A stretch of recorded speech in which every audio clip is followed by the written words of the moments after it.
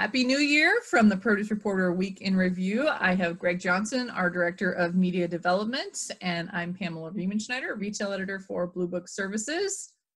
So what's going on? Well, anytime you get to a new year, there's the tendency to want to write a bunch of stories about lists and trends. Yes. And we have some of those on our site. We've gotten some really cool ones from industry people making predictions. We've gotten some people talking about the lessons they've learned in their career. And you have a story about food trends, but it's not just a list of food trends. It's a list of lists of food trends. Yes. Which makes it even better.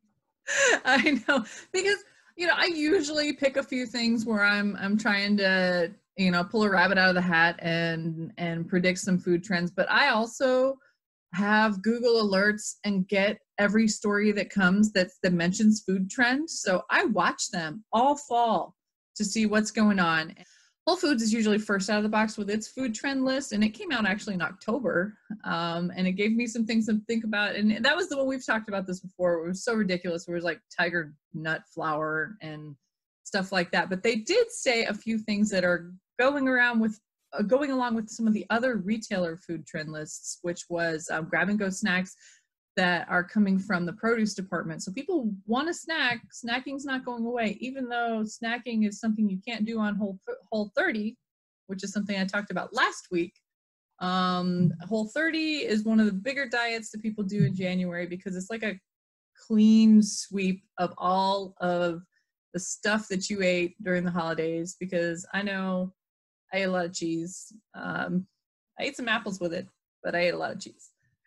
So yeah, the Whole Foods list is one that I watch. Uber, actually, and Grubhub and those meal delivery have some fascinating data-based ones. They're not AI trends. It's data on what are people ordering and having delivered to them. And the one that just blows my mind with Uber Eats is something that I actually picked out this summer as a trendy produce item, and that is something that has been around for forever. I can remember old pictures of it from, old publications from the 60s. Like, have you ever eaten star fruit? Have you ever really thought about buying star fruit? It's the number one. It looks beautiful. It's beautiful. It is. It's fantastically beautiful. But it's not something that people have really been thinking about until now, I guess, because Uber Eats predicted it as its number one trendy food item out of all the food. A nice way to describe it would be mild. Mild, yeah, that's friendly for bland. It's kind of like water. They did mention that it is because carambola is something that is very Instagrammable. It's very photographic, and it's fun to add stuff like that. And there's been a super trendy fruit out there for the last couple of years that is nothing but picturesque. That's dragon fruit. I mean, unless you can get one of those really cool ones that has the intense flavor, most dragon fruit doesn't really taste like much, and we all know it. So the Uber Eats list was another one that I love to watch. Grubhub, they had some cool, fun ones, but a lot of the lists that you look at out there all say meat replacement, mushrooms, cauliflower is still big. I did notice that cauliflower was on almost all these lists. Yes. Yeah. And unlike kale, which everyone was like, when is kale going to be over? Oh, kale is so divisive. People either loved or hated kale.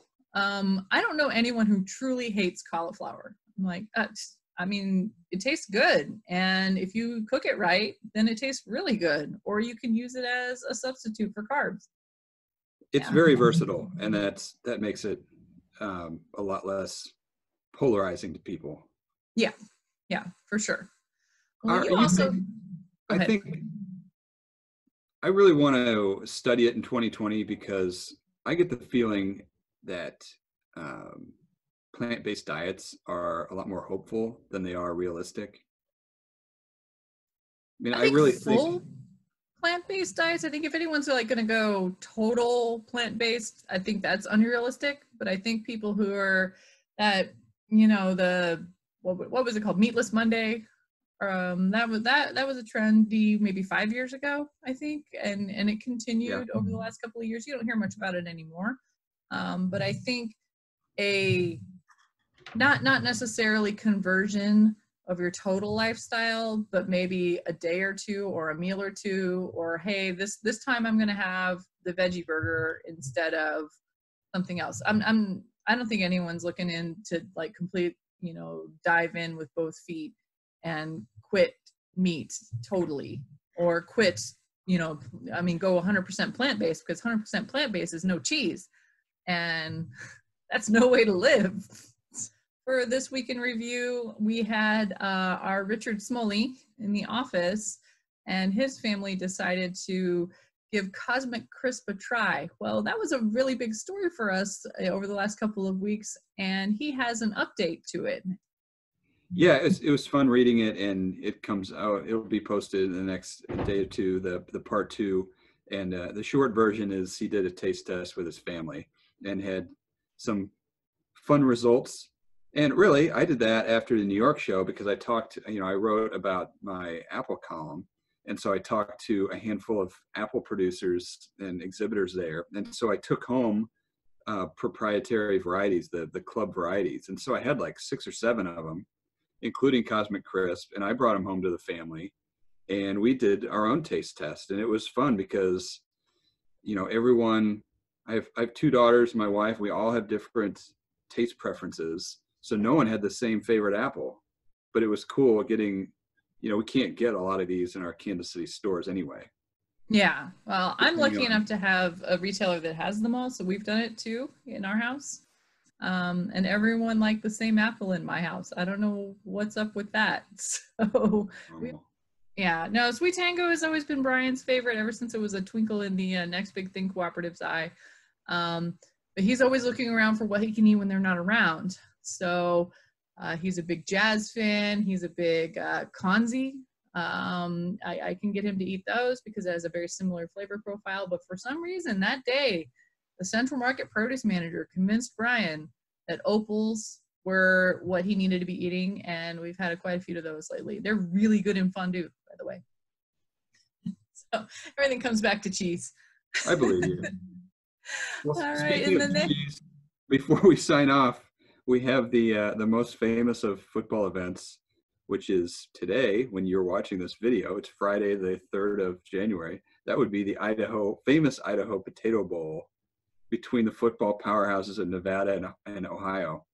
I have a prop for this. Hold on.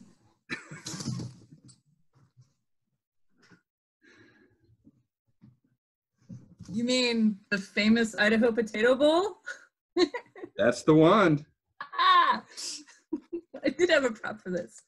Very nice. I don't have the rig for it anymore. My kids broke it. We've had a number of Spuddy Buddies that have been destroyed by kid or dog. Oh yeah, for sure. It'll be in the afternoon, and since it is produce related, anyone in the produce industry can have that on the TV and they will be considered working. Oh, that's good to know. All right. I will make sure that they know that Greg said it was okay for them to blow off Friday afternoon and watch football instead. So good call. Well, they're still working. Yeah. Work the sales desk, watch a potato bowl. We're good. Exactly. It can be done. Right. Well, that's it for the Produce Reporter Week in Review. If you are not getting the Produce Reporter in your inbox, you should go to producebluebook.com and sign up.